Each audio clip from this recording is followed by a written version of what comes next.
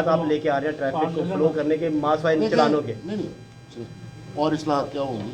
आपके हमें सवाल क्या है?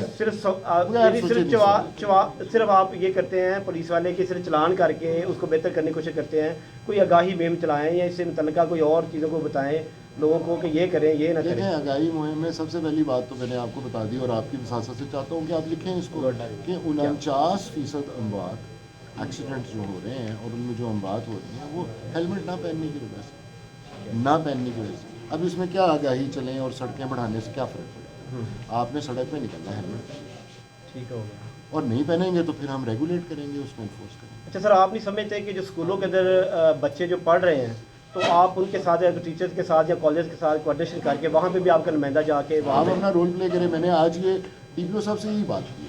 मैंने कहा बजाय हम कॉलेजेस में और यूनिवर्सिटीज़ में सिर्फ जाके लेक्चर तो वो सारा दिन लेते ही रहते हैं, इस्लामियात से शुरू होते हैं, पाकिस्तान अफेयर हिसाब का, फिर मुताला पाकिस्तान का, फिर साइंस का लेक्चर तो एक इजाफी लेक्चर हम दे देंगे तो क्या फ़र्क है?